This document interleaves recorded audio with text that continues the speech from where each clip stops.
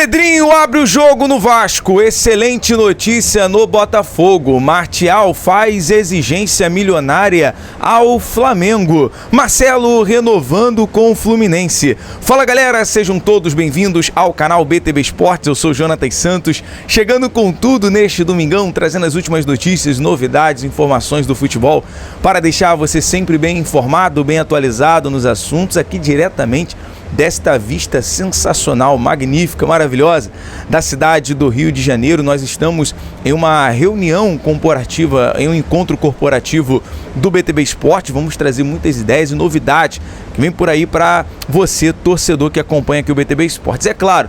Mas antes, na humildade, na moral, se você não é inscrito aqui no canal BTB Esportes, botão vermelho aqui abaixo escrito inscreva-se. Ative o sino das notificações na opção todos, deixe o like nesse vídeo. É muito importante para o nosso trabalho, é muito importante para o crescimento do canal.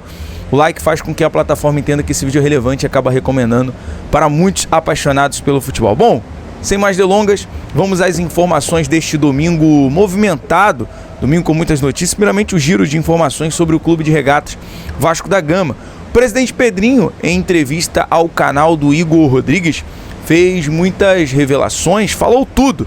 Vamos começar aqui sobre a situação do zagueiro Ian Vlahovic em relação ao time argentino Newell's Old Boys. Ele falou o seguinte: a questão do Ian estava bem encaminhada, mas o Newell's tinha uma resistência por causa da 777 Partners não ter honrado os compromissos em relação ao volante Juan Esforza.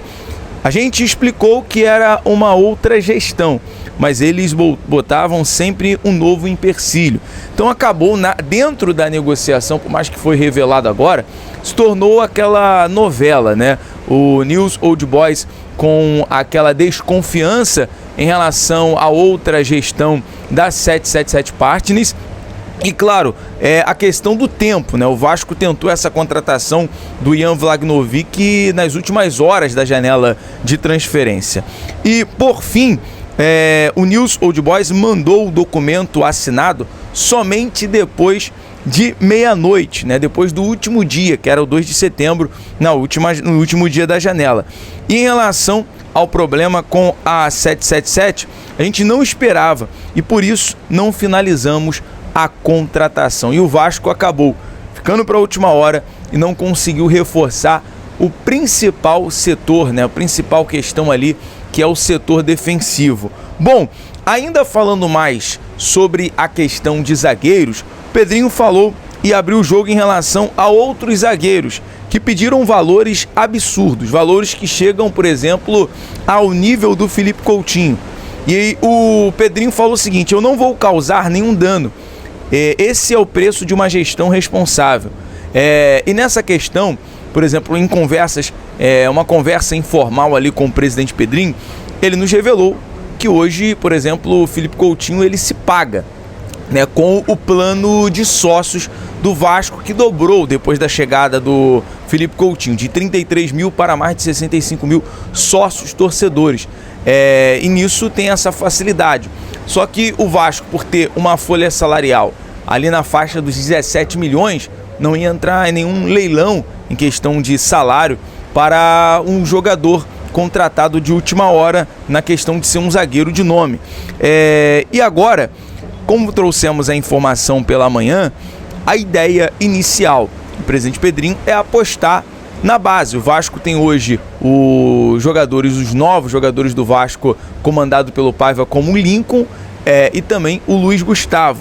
A informação que nós trouxemos, segundo a jornalista Emanuele Ribeiro, é que o Vasco vai apostar na base e dar minutagem a esses garotos. Com isso, fechando a janela no dia 2 e por jogadores que estão livres no mercado até amanhã, segunda-feira, dia 9, o Vasco só conta com João Vitor, Michael, Léo, Robert Rojas para a zaga. Informação que nós tivemos na tarde de hoje é que o zagueiro Léo, inclusive, deve ser titular na partida contra o Atlético Paranaense na próxima quarta-feira, valendo o jogo da volta na Copa do Brasil.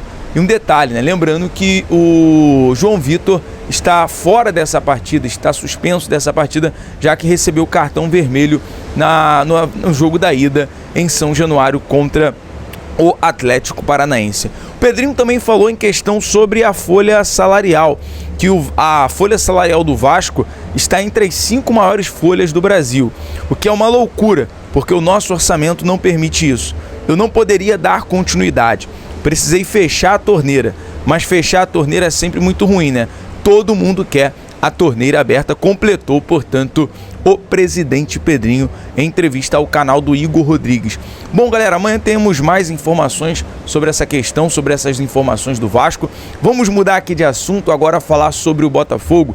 Tem uma boa notícia, tem uma excelente notícia, se tratando do assunto da recuperação do atacante Júnior Santos. O Botafogo, que aproveitou esse período de data FIFA, inclusive, para a recuperação de jogadores, para ajustar a questão também do seu elenco, visando o próximo jogo valendo pelo Campeonato Brasileiro, jogo esse contra o Corinthians, no estádio Newton Santos, no próximo sábado, dia 14.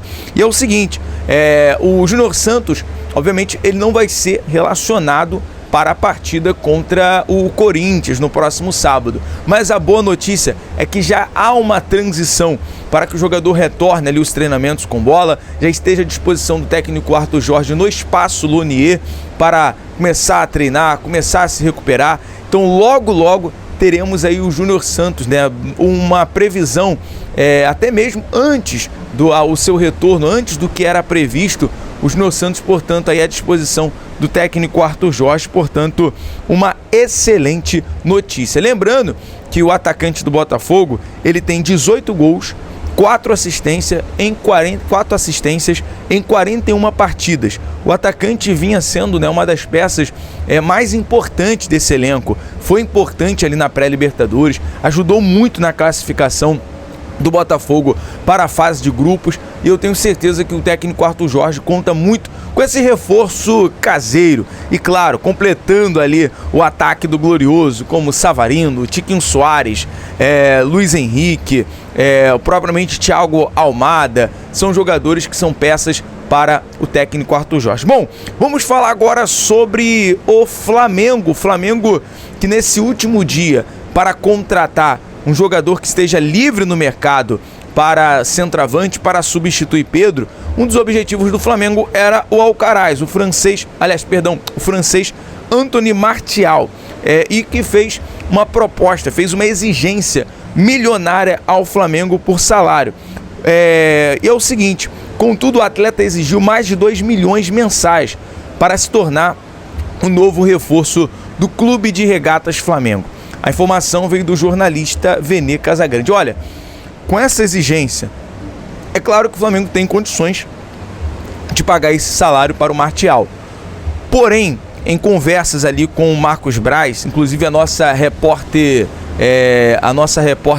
que cobre, setorista do Flamengo, ela perguntou ao Marcos Braz em relação a isso.